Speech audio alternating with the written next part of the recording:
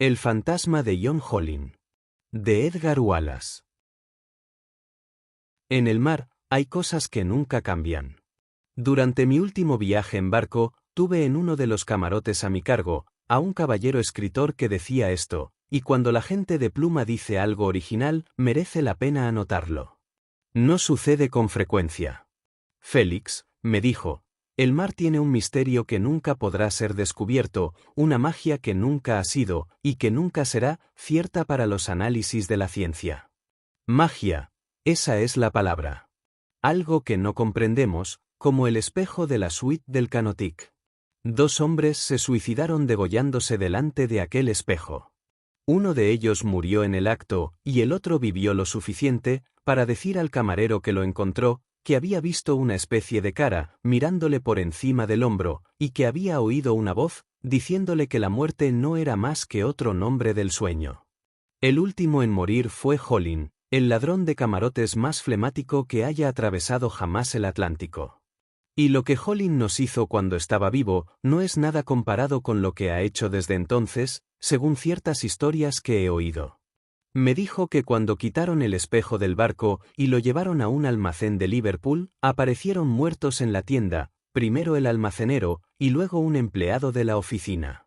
Después de aquello, lo llevaron al mar y lo arrojaron donde el agua cubría sus buenas 50 brazas. Pero ni así, consiguieron librarse del fantasma de Hollin. Todo esto, según me dijo aquel caballero, se lo había explicado la principal autoridad en el tema de Hollin, el camarero que trabajaba conmigo.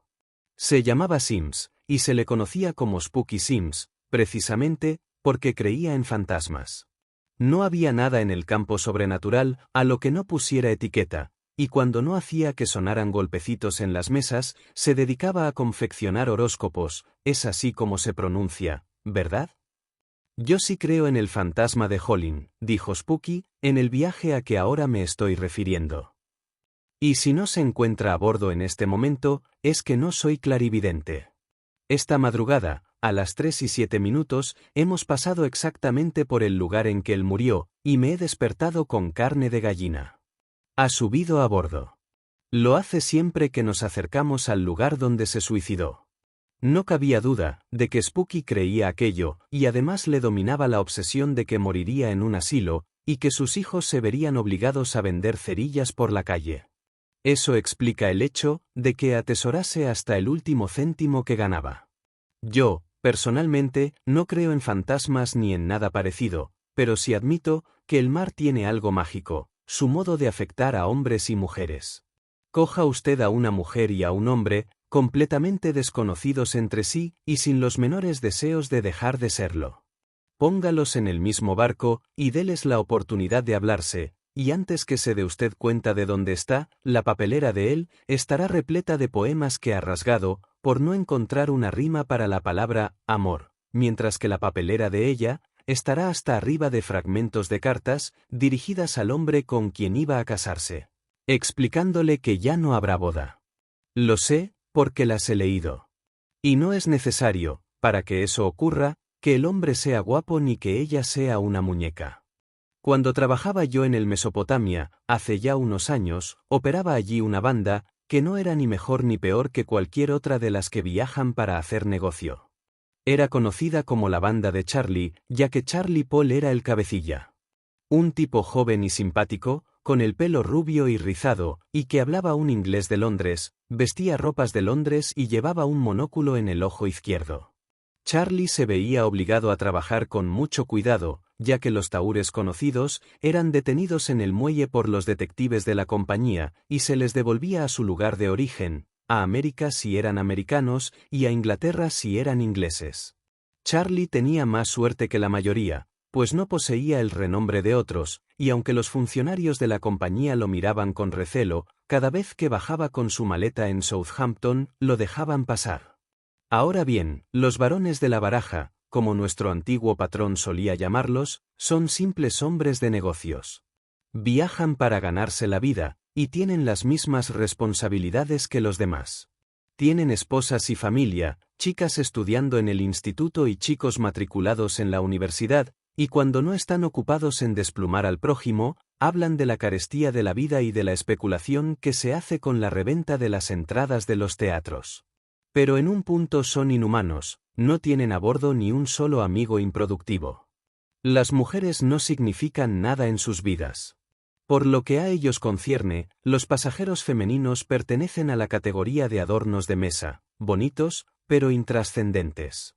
Por eso, me sorprendió ver a Charlie 2 noches seguidas, paseando por cubierta con Miss Lydia Penn. No me sorprendía por ella, pues hace ya mucho tiempo que he renunciado a sorprenderme en cuestión de mujeres. Ella ocupaba la suite 107 de la cubierta C, y Spooky Sims y yo éramos sus camareros, de manera que yo la conocía, cuanto es posible a un camarero, conocer a los pasajeros a los que atiende. Era una dama de oro y perlas, y tenía más cachivaches en el tocador que nadie que yo haya conocido. Plata, cristal, fotografías con marco y juegos de manicura, y toda su ropa era de seda, bordada con flores y pájaros azules. Lo que se dice, una verdadera dama. Por lo que me dijo, viajaba por cuenta de una importante casa de modas de Chicago. Tenía que ir y venir a París y a Londres, para ver los nuevos diseños, y por la manera en que viajaba, parecía como si ningún gasto le estuviera vedado. Como belleza, Miss Lydia Penn pertenecía a la clase de lujo. Nunca se me ha dado bien describir a las mujeres, y he quedado mal en casa un sinfín de veces, por no saber explicar cómo van vestidas las viajeras y qué aspecto tenían, especialmente las estrellas cinematográficas, que traemos de regreso a la patria. Pero esta Miss Penn era fácil de describir. Tenía el pelo dorado, lo suficientemente mate para ser natural, y el cutis como el de un recién nacido. Sus cejas eran oscuras, así como sus pestañas, negras y largas. Admiro a las chicas bonitas. No quiero decir que me enamore de ellas. Los camareros de barco no se enamoran, se casan entre uno y otro viaje, y cuando el barco se encuentra en el dique seco, aprovechan para conocer mejor a su mujer. Pero si yo hubiera sido un joven con un montón de dinero y la cultura suficiente para atravesar la línea de conversación que ella requería, no hubiera buscado algo mejor que Miss Penn. Pero no era mujer que gustase a todo el mundo. Era demasiado inteligente para adaptarse al hombre medio de negocios. El día antes de llegar al faro flotante de Nantucket, Spooky Sims se me acercó, en el preciso momento en que yo salía de servicio. ¿Recuerdas lo que te dije de Holling? Me preguntó. Lo cierto es que yo ya había olvidado todo aquello. Está a bordo. Lo vi anoche, tan claramente, como te veo a ti ahora, todavía más claramente, si es posible. Estaba apoyado contra el bote número 7, pálido y con aspecto de enfermo. Vaya si lo vi. Si aún me parece estar viéndolo. Va a haber disgustos. Y tenía razón. El señor Alex MacLeod, de Los Ángeles, recogió aquella noche su maletín de la caja fuerte del contador, para ahorrarse aquella molestia al levantarse por la mañana. Guardó el maletín en su gran baúl, bajo llave, y cerró también con llave la puerta de su camarote. Quiso entregar la llave a Spooky, que era su camarero, pero éste estaba muerto de miedo. No, señor. Es mejor que la guarde usted. Y si me permite que se lo diga, yo en su lugar no dejaría por aquí, esta noche, nada de valor. Aquello, lo oí yo directamente. Cuando el señor MacLeod abrió su maletín a la mañana siguiente, habían desaparecido del mismo $3,000 y un reloj de oro con cadena. Fue Holling, dijo Spooky, y de ahí, no hubo quien lo sacara. Era uno de esos hombres, flacos y calvos, que nunca varían de opinión. La gente del Central Office investigó el caso, pero la cosa acabó ahí. No fue mucha coincidencia el que Miss Penn y Charlie volvieran a encontrarse en el barco cuando éste emprendió el regreso. Charlie iba en viaje de negocios, y ella también. Los vi juntos un montón de veces, y en una ocasión, él bajó con ella y esperó a la puerta de su camarote, mientras Miss Penn buscaba unas fotografías de las islas de los mares del sur. El socio más íntimo de Charlie era un fulano llamado Cohen, un tipo pequeño, y con las manos más grandes que he visto en mi vida. Decían que podía escamotear una baraja completa y encender un cigarrillo con la misma mano en que la tenía escondida, sin que los ojos más perspicaces pudieran advertir la maniobra. Una mañana, llevé a Cohen su café y su fruta, y pensé que estaba durmiendo, pero justamente cuando me marchaba, se volvió. Félix, me dijo, ¿quién es la dama de la suite privada? Esa era la forma en que Miss Penn viajaba. Le dije no más de lo que me pareció necesario. Ha engatusado a Charlie por tercera vez, haciéndole dejar de lado el negocio, dijo preocupado. Terminaremos este viaje con un déficit de $800, a menos que alguien venga a ponérmelos en la mano, lo que solo ocurre en los sueños. En ese caso, este va a ser su funeral, señor Cohen, le dije. Y me sepultarán en el mar, gruñó. Cohen debió de cantarle las 40 a Charlie, pues según me dijo el camarero de la sala de fumadores, limpió aquella misma noche $1000 a un miembro del Parlamento inglés, en un juego de pareja, que este pájaro estaba tratando de enseñarle. En aquel viaje, arribamos a Cherburgo de madrugada, y yo tuve que bajar a cerrar el equipaje de la señorita Penn, pues ésta se dirigía a París. Estaba arrodillada en el sofá, contemplando el panorama a través de la portilla, que era casi lo mismo que no contemplar nada, pues Cherburgo no es más que un lugar donde acaba el mar y comienza la tierra. Oiga, camarero, me dijo, volviéndose. ¿Sabe si el señor Paul va a bajar a tierra? Anoche no estaba seguro de si lo haría. No, señorita, respondí, no, a menos que lo haga en pijama. La canoa ya está preparada, y cuando he entrado en su camarote, hace un momento, estaba durmiendo. Pareció muy pensativa. Gracias, dijo, y eso fue todo. Se marchó en la canoa, después de dejarme el recuerdo acostumbrado. Es la única mujer que he conocido que diera propinas decentes. Después que la canoa se marchó, sufrimos algún retraso, que yo no me explicaba, hasta que me enteré de que cierto marqués inglés, que viajaba con nosotros, descubrió que aquella noche habían robado el joyero de su mujer, con perlas por valor de unas 20.000 libras.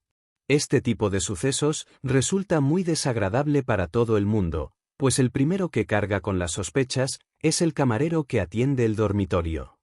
Después, las sospechas pasan a recaer sobre los marineros de cubierta y continúan extendiéndose hasta llegar a los pasajeros. El jefe de camareros nos mandó llamar a todos y nos habló claro. ¿Qué historias son esas del fantasma de Hollin?, dijo, en un tono extremadamente desagradable. Quiero que sepan que en el lugar a donde Hollin ha ido, el dinero, sobre todo, el dinero en billetes, no tendría utilidad alguna. Así que podemos descartar por completo a los espíritus. Ahora, Spooky, oigamos lo que usted ha visto. Vi a un hombre que iba por el pasillo, hacia la suite de Lord Cretborough, dijo, y yo me volví para seguirlo. Cuando me adentré en el pasillo, no encontré a nadie. Probé la puerta de su camarote, y la encontré cerrada con llave. Así que llamé con los nudillos, y su señoría abrió, y me preguntó qué quería. Esto sucedió a las 2 de la madrugada, y su señoría corroborará mis palabras. ¿Por qué pensó usted que se trataba de un fantasma?, preguntó el jefe de camareros. Porque le vi la cara, y era Hollin, respondió Spooky. El jefe de camareros meditó durante un buen rato. Hay una cosa que pueden apostar, que ha desembarcado en Cherburgo. Esa ciudad fue construida, sin duda, para los fantasmas. Vayan a sus puestos, y cuando llegue la policía, denle toda la información que puedan. En el viaje de vuelta, Miss Penn no figuraba en la lista de pasajeros, y la única persona que se alegró realmente del hecho fue Cohen. Cuando Charlie no estaba trabajando, solía yo verlo rondar por los alrededores de la suite que ella había ocupado, cabizbajo y meditabundo, y adiviné que ella había acertado en la diana. Además, no padecimos robos. De hecho, entre el tiempo, que fue bonancible, y los pasajeros, que se mostraron generosos, el viaje de regreso resultó ser uno de los más afortunados que he hecho en mi vida. Estuvimos fondeados 15 días por causa de una avería que requería la reposición de una hélice, y justamente antes de zarpar, eché una ojeada a la lista del jefe de camareros, encontrándome con que otra vez tendríamos a Miss Penn, y a decir verdad, no lo lamenté en absoluto, aunque en realidad en aquella ocasión Spooky sería su camarero. No creo haber visto nunca a un hombre más feliz que a Charlie Paul cuando ella subió a bordo. Se pasaba el día pegado a sus talones como un perrito faldero, y en todo el viaje no volvió a ocuparse de negocios. Cohen estaba hasta la coronilla. En mi vida he visto nada más antiprofesional, Félix, me dijo amargamente cierto día. Al final de este viaje me retiraré y me dedicaré a la agricultura científica. Estaba en su camarote haciendo solitarios, la clase de solitarios que los caballeros de la profesión de Cohen hacen cuando quieren colocar las cartas en un determinado orden. El pobre Hollin tenía razón cuando decía, refiriéndose a Charlie, que una educación superior es siempre susceptible de salir a flor de piel. ¿Conoció usted a Hollin? Pregunté. ¿Que sí lo conocí? Yo fui la segunda persona que entró en su camarote después de encontrarlo Spooky. De hecho, ayudé a Spooky a recoger sus pertenencias para enviárselas a su viuda. Suspiró profundamente. Hollin hizo algunas tonterías en sus tiempos, pero nunca entregó su amor a nadie que no fuera su esposa. ¿Ha oído usted hablar de su espectro? Cohen sonrió. Vamos, Félix, un poco de sensatez. Aunque admito que el modo en que Charlie se está comportando es más que suficiente para hacer que cualquier jugador que se respete se revuelva en su tumba acuática. 2 días antes de llegar a Nueva York, nos tropezamos con un viento sudoeste que rugía como 1000 demonios y raspaba como la lija. Vamos, que era el momento que menos se hubiera esperado uno que escogiera Hollin para hacernos una visita. Hacia las 4 de la madrugada, Spooky, que dormía en la litera contigua a la mía, se despertó lanzando un aullido y dando un tumbo cayó sobre el piso. «Está a bordo», jadeó. Éramos 30 los camareros que dormíamos en aquel rancho, y las cosas que dijeron sobre Spooky y sobre Hollin eran francamente fuertes. «Ha subido a bordo», dijo Spooky con solemnidad. Se sentó en el borde de la litera, brillándole la calva cabeza a la luz del mamparo y temblándole las manos. «Vosotros no pensáis como yo», dijo. «No tenéis mi vista espiritual. Os reís de mí, cuando os digo que acabaré mis días en un asilo y que mis hijos se verán obligados a vender cerillas, y también os reís cuando os digo que Hollin ha subido a bordo, pero yo lo sé. Lo sé con absoluta certeza. Cuando llegamos a Nueva York, el barco quedó detenido en el Hudson durante 2 horas, mientras trabajaba la policía, pues a una pasajera le había desaparecido un broche en forma de sol radiante, con un diamante engastado en su centro, entre las 7 de la tarde y las 5 de la mañana, y no se había encontrado. Miss Penn fue pasajera en el viaje de vuelta a la patria, y durante esta travesía Charlie no se mostró tan atento. Tampoco trabajó, y Cohen, que estaba dándole la última oportunidad, se cruzó de brazos y se pasaba los días haciendo solitarios. Como ya he dicho en alguna ocasión, en todo barco hay un centro de información, a saber, la cubierta de botes después de oscurecer. No es que yo espíe a los pasajeros, tal acción me repugnaría. Pero cuando uno echa unas caladas entre 2 botes, la información fluye hacia él del modo más natural. Era la noche en que avistamos Inglaterra, y el faro de Start estaba haciendo guiños en la amura de babor, y yo me encontraba allí arriba, dándole unas cuantas chupaditas a mi pipa, cuando oí la voz de Charlie. No era una noche agradable, hacía frío y lloviznaba, así que él y la señorita Penn tenían la cubierta para ellos solos. Él puso una gabardina sobre una de las butacas y tapó a la señorita con una manta que llevaba. Eso no lo vi, pero lo adiviné. ¿Desembarca en Cherburgo?, preguntó Charlie. Sí, dijo la voz de Miss Penn, que añadió, ¿qué le ha pasado a usted durante todo el viaje? Él no respondió al momento. Yo alcancé a percibir el aroma de su habano. Estaba recapacitando antes de responder. Tiene usted el hábito de desembarcar bastante precipitadamente, ¿verdad?, preguntó por fin con su característica voz cansina. Pues sí, contestó ella, tengo tendencia a desembarcar deprisa. ¿Por qué lo dice? Espero que el fantasma de Hollin no se pasee en este viaje, dijo Charlie. ¿Qué quiere decir? Él contestó en voz baja. Espero que mañana no falten broches de diamantes. Si eso ocurre, a 30 kilómetros de Cherburgo nos saldrá al encuentro un remolcador lleno de policías. Lo he oído a través de la radio, entiendo el morse, y esta vez tendrá usted que darse mucha prisa para saltar a tiempo del barco. Pasó tanto rato antes que ella contestara, que me pregunté qué habría sucedido, y entonces la oí decir. Creo que será mejor que bajemos, ¿no? Y seguidamente oí el crujido de su butaca al levantarse. A las 6 de la mañana siguiente, estando yo sirviendo los primeros cafés, oí el chillido. Había un ruso, príncipe, conde o algo así, viajando en la cubierta C, y era uno de los inteligentes que nunca confiaban sus cosas de valor a la caja de caudales del contador. Guardaba bajo la almohada un paquete de diamantes sueltos, que había tratado de vender en Nueva York. Me figuro que no lograría salvar algún obstáculo del reglamento de aduanas y se vería obligado a volverse con ellos. Fuera lo que fuese, el caso es que la cartera que los contenía apareció vacía en el pasillo, y los diamantes habían desaparecido. Tuve que ir al despacho del contador a llevarle un recado, y lo encontré despachando un radio. Comprendí que aquella vez no se dejaría nada al azar, y que el barco sería registrado de la quilla para arriba. Como si lo registran de la quilla para abajo, contestó Spooky sombríamente cuando se lo dije. Tú no crees en Holling, Félix, pero yo sí. Esos diamantes han salido del barco. Y entonces sucedió lo que yo esperaba. Los detectives del barco tomaron control de los ranchos de fogoneros y camareros, no se le permitió a nadie salir ni entrar, y se nos ordenó estar preparados para hacer un registro completo del equipaje de los pasajeros. Hacia las 9 llegó el remolcador.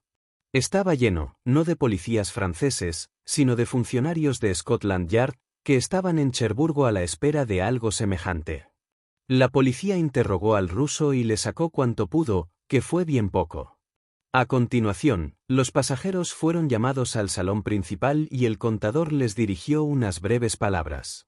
Se disculpó por las molestias causadas, pero señaló que a ellos les interesaba tanto como a la compañía que el ladrón fuera descubierto.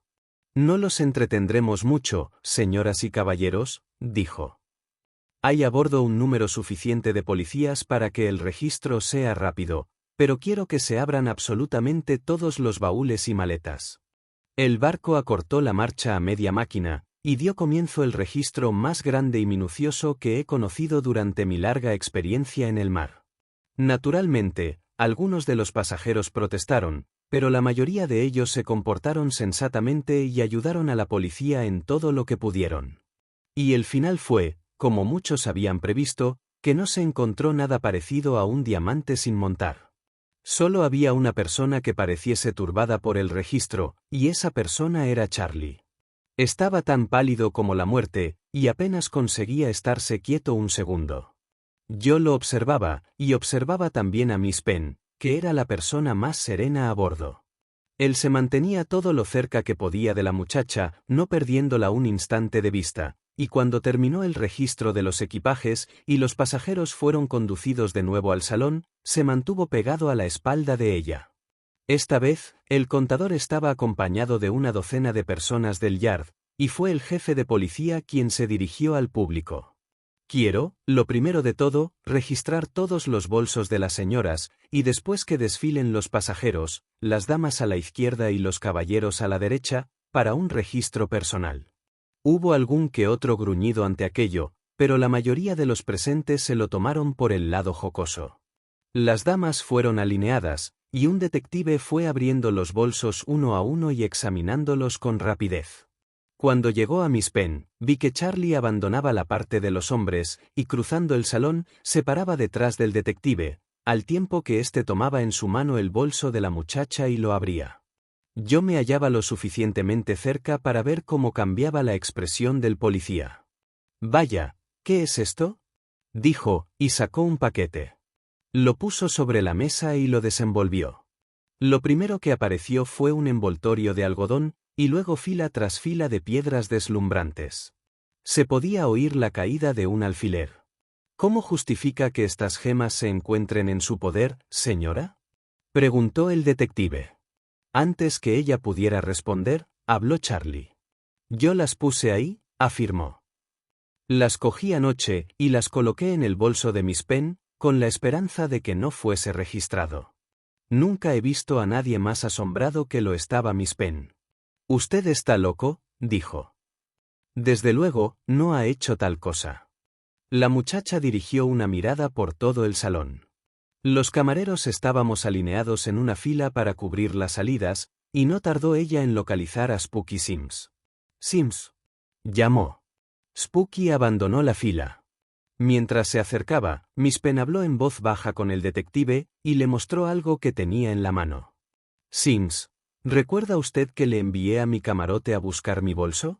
No, señorita, respondió, usted no me ha pedido nunca ningún bolso. Ella asintió con un gesto. Ya me figuraba yo que no lo recordaría. Y añadió, esta es la persona que busca, inspector. Antes que Spooky pudiera volverse, la policía lo prendió, y entonces habló Miss Penn. Soy una detective empleada por la compañía para fichar a los tahúres, pero más especialmente, para resolver el caso Hollin. Acuso a este hombre del asesinato de John Hollin en alta mar, y de una serie de robos cuyos pormenores ya conocen, dijo. Sí, fue Spooky quien mató a Hollin. Spooky, medio desquiciado por la lunática idea de que había de morir en un asilo, se había dedicado a robar, y cuando fue descubierto por Hollin, quien se despertó y sorprendió a Spooky rebuscando en su cartera, este lo degolló con una navaja, y se inventó la historia del rostro en el espejo. Si fue también él, quien mató al otro, no lo sé, aunque es muy probable. Un asesinato más o menos, no hubiera significado mucho para Spooky, cuando pensara en sus hijos vendiendo cerillas por las calles. ¿Está loco? Yo diría que sí. Luego hemos sabido que Spooky no tiene hijos. Ya no volví a ver a Miss Penn, hasta que emprendió su viaje de luna de miel. Había una nueva banda operando en el barco, una cuadrilla que había sido expulsada de la ruta de China, y no conocía muy bien a las pandillas habituales del Atlántico. Uno de sus miembros trató de que el marido de Miss Penn jugase una pequeña partida.